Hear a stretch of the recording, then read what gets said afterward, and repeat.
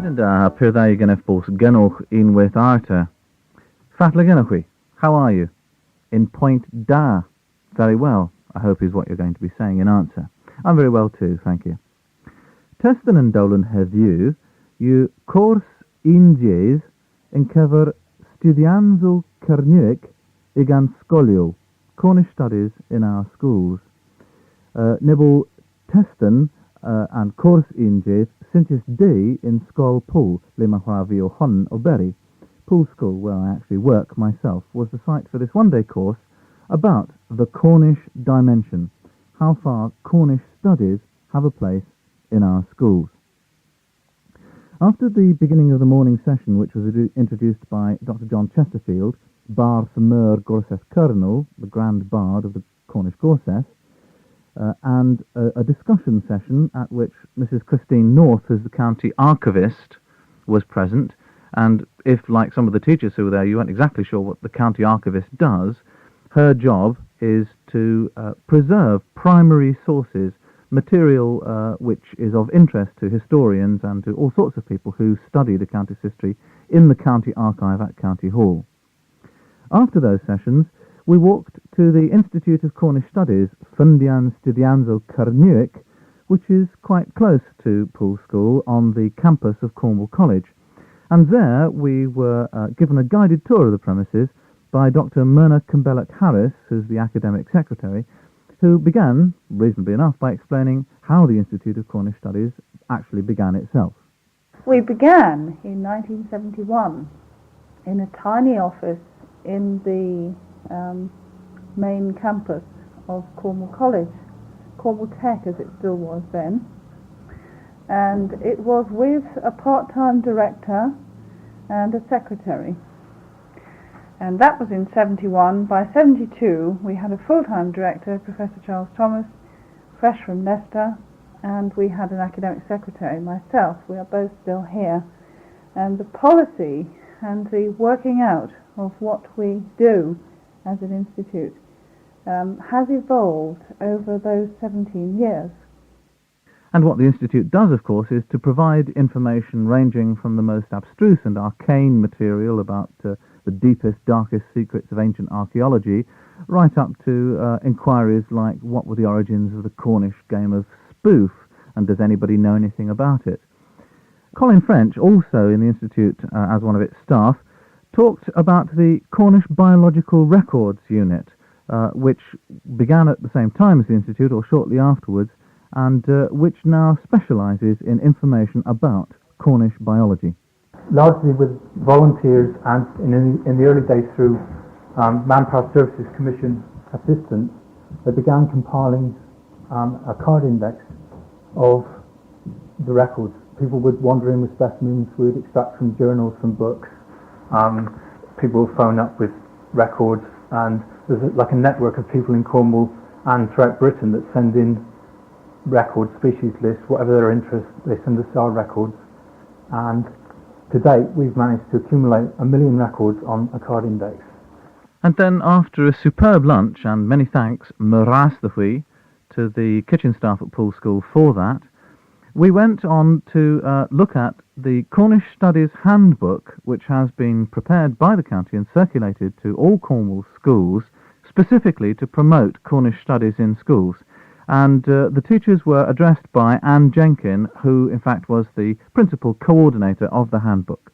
Our original intention, supported by Peter Cornwall, was to produce a loose leaf folder for Cornish teachers, for teachers in Cornish schools, which would give them some link, some indication of the possibilities of using material based on our local place, people and the environment all around us, and the identity of Cornwall, which for me and for a lot of people makes it very different from other places. Hynny yw siwr delfydd an dôn-lyfr na, that handbook, the leis, the Studianza Kernewek and scolio. If you as a parent or as a teacher want to know more about that, it's called the Cornish Studies Handbook. A copy should be available in all schools, and it contains information on, for example, the Christian Church in Cornwall, the Cornish China clay industry, the arms of the Duchy of Cornwall, the archaeology of Cornwall, Cornish traditional dance and music, the saints of Cornwall, Cornish tin industry, Cornish poets, Cornish language, traditional Cornish costume, and so on and so on. And it's also very shortly to be updated with new articles on new topics. So really there is no excuse for people to say that Cornish children don't have an opportunity to learn about their rich cultural heritage, because they do. There are resources all around us. A point made very strongly by Kim Springall, the librarian in the Cornish Studies Library at Redruth, who spoke to the teachers next. And if any of you haven't actually been to that Cornish Studies Library, it's on the first floor of the public library in Clinton Road in Redruth, then I do recommend it. I also recommend that you allow yourself at least an afternoon, if not a whole day, to go and visit it, because it's an absolute Aladdin's cave of fascinating information about Cornwall past and present. Then perhaps of more interest, particularly to Cornish speakers listening to this programme, Ken George spoke about the Cornish language around us, and yes, Kernewek alla drúðinni. And he began by pointing out the fact that the Cornish language is still alive, at least in the vast number of place names we see every day as we drive up and down. By trade, Paul and Pan, ye shall know the Cornish men. So runs the rhyme.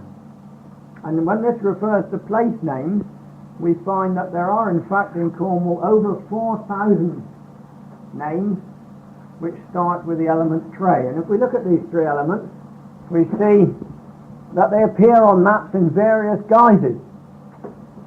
Nearly all place names in Cornwall, nearly all Cornish place names, have two elements. And these elements may appear as the first element or the second element. There are hundreds of thousands of names beginning with tray, and there are some which end in tray. It doesn't appear as tray, it appears as dra. As in Hendra, for example, Old Farm, of which there's one in nearly every parish. And Ken went on to say that as well as place names, there are, of course, family names. Some, obviously, of English origin, but also many family names of Cornish origin. Plenty of Pangellies about. I'm sure we all know a Mrs. Pangelly somewhere. You haven't got a Pangelly in your class. Very, very common name. And Rosevere, also, meaning big promontory, originally, from a place name. Then we have the occupations, just as we have in English. We all know Mr. Baker. And in Cornish, likewise, we have Nati, not perhaps a dairy man, but just a dairy, and Angul. Again, you ought to stress the gul, really, Angul. Just as in the next one, here, a blonde person, or possibly a miller, someone who is customarily white, would have been Angwin. Show that to an uninitiated Englishman, they wouldn't know how to pronounce it. And Ken went on to make the fair point that even many Cornishmen, if they have no knowledge of their own language and of their own history, may not know what their own name means. He looked in particular at one name, the name Lagasek, which means big-eyed in Cornish. The word for an eye is lagas, two eyes, dolagas. So Lagasek, big-eyed or with prominent eyes. And it still survives as a surname. I remember someone in my class called Legasek when I was at school. William Legasek his name was. Nobody knew what his name was. Anyone who studied Cornish would see straight away it means big-eyed. He did have big eyes too. But nobody knew what his name was. It was a real puzzle. They thought he was French. It was Le, you see, Le Gasek. It must be French. But no, just the most elementary knowledge of Cornish would show straight away. Even he didn't know it was Cornish. I mean, think how much out of his own country he felt if he didn't know what his own name meant. And if a teacher could have come along and said, well, look, it just means you've got big eyes. Like, a bit of a joke, but I'm sure he would have felt much more at home. Hag an India henna an point, an India henna achezon corso an parna, an India henna achezon studianza Kernewek egan scolio. Ama devarden, miedip, ma devarden ni discadorion, disquedes, the scholarion, disquedes de vleges egan scolio, asu bu, an bunans Kernewek, alla drúdini. hag asiu Kernewek Kernewek in Liasley, in Liasfirth. And I think the signs are immensely encouraging. There is far more awareness these days, I believe, of the importance and value of local study and of Cornish study in our schools, and of children understanding not only the whole world about them, and it's important they should do that, and everybody recognises that, but also it's important that they should know and understand and feel part of the community that they're growing up in. A point I put directly to Peter Cornwall, who as Chief Inspector of Schools for Cornwall has been very much the driving force behind this and other curriculum developments in Cornwall. I asked him specifically, what is the point of Cornish studies in Cornish schools? The authority hopes that the children in its schools will be taught something about the very special character and culture of the place in which they live. The Cornish past offers so much in the way of local illustration of universal human concerns, for example, with the sea and the land, with what lies under the sea, and across the sea, with religion, legend and custom, labour and leisure. To waste all these opportunities which draw the past and the present closer together would seem perverse, above all at a time when a premium is rightly placed on the need for social cohesion and a sense of community. So that, I think, sums up the authority's view of why it's so important that all the children in our schools, whether they're Cornish by birth and family or not, should learn something about the place in which they are growing up.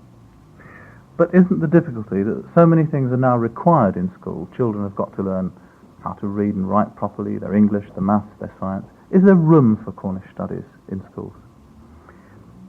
Yes, we think that there certainly is room, because we're not here talking about a subject in the sense that English or maths or science are thought of as subject, but we're thinking of a dimension, a source of ideas, concepts, activities, which can play a part in the teaching and the learning which are associated with the whole curriculum. It's a matter of looking to what is educationally valuable and close at hand. So that a Cornish theme or legend might legitimately be part of English work or music work or art, is that what you're saying? Yes, indeed, and knowledge of Cornish mining or Cornish fishing could be part of work in, for example, of science, of geography, economic studies. Almost every aspect of the curriculum can be reinforced and illustrated by things which either the children have grown up knowing about, even if unconsciously, or to which their attention can be easily drawn in the immediate neighbourhood of their school. Wel atufwyethw, Styddianzel Kernewek I Gansgoliol, Cornish studies in our schools, the Cornish dimension. I was immensely encouraged by the positive attitude of the teachers on that course. Incidentally, it was on a Saturday, as yesterday it took place, and they gave up that day for nothing without pay, and they didn't even have their travelling expenses returned, though they did have good lunch courtesy of the Poole School kitchen staff. But it is encouraging, I think, to see how far Cornish studies is developing and to see the excellent practice that's happening in our schools, both primary and secondary. And that's good news. Cornwall has a very good reputation, well deserved, for the excellence of its practice in schools. Though some people don't think so, I think they ought, and perhaps more people and more parents certainly should come into schools and see what is actually happening, because it's certainly something to be proud of. Prince Charles may not think so, of course, and I don't want to fall much further into that tangled thicket of controversy. But all the evidence is that by Great Britain's standards, Cornwall can hold its head up high, because its results and its teaching practice is excellent. Moreover, there's light at the end of the tunnel for Cornish matters in schools. Increasingly, Cornish children are aware of their environment and of their Cornishness, and that's going to increase. There will be more Cornish studies in schools. There will be a greater emphasis put on the Cornish dimension. Well, henwal rag heddiw, pyrddaw gennych bws gennych unwaith arta. It's a very great pleasure to be with you. Hadda waithaf mi ar ag ysgwelys unwaith arta in nebes seithenw. Bis enna, Diolch chi all, dylyfarach papris, as I always say, God be with you. Diolch chi all. Diolch chi.